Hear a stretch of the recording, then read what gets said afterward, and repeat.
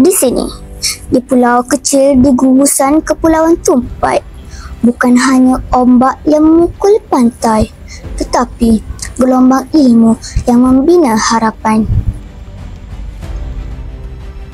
Di sinilah anak-anak Malaysia membuktikan bahawa lokasi bukan penghalang, teknologi adalah jambatan. Mereka mungkin membesar di pulau yang jauh, namun impian mereka setinggi awan di langit kota. Di sebuah pulau terpencil di Tumpat Kelantan, berdiri megah sebuah institusi yang menjadi simbol kemajuan pendidikan negara.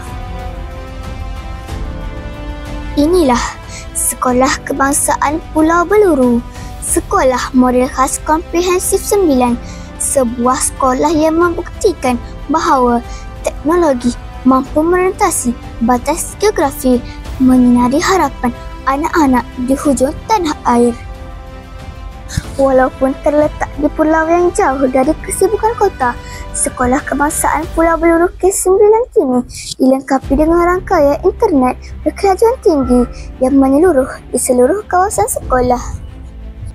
Kini, anak-anak di sini dapat mengakses dunia luar, membina impian tanpa batasan. Seiring dengan usaha Kementerian Pendidikan Malaysia dan sokongan kerajaan, bahan digital menjadi jambatan kepada perubahan. Anak-anak di Sekolah Kebangsaan Pulau Beluru Ke-9 kini semakin celik digital, mahir dalam dunia teknologi maklumat seawal usia muda. Walaupun kami di sini berada di pulau,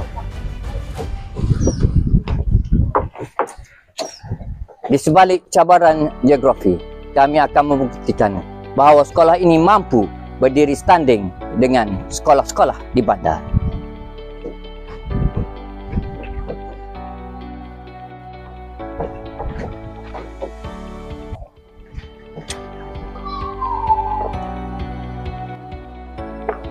Di sinilah, di makmal komputer di pulau ini, kami menyemai benih anak-anak digital yang akan memperkasakan negara pada masa hadapan.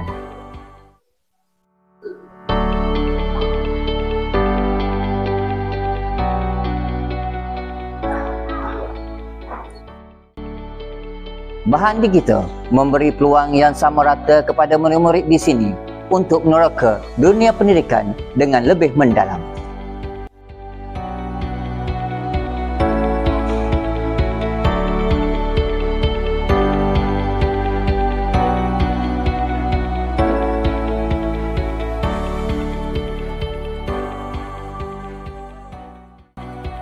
Kerana bahan digital, anak-anak ini kini mampu melihat dunia.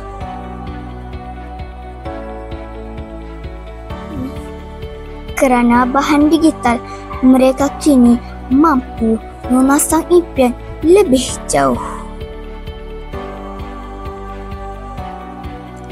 Dari sebuah pulau terpencil menuju ke serata dunia, dari sebuah bilik darjah kecil melahirkan pemimpin mulia.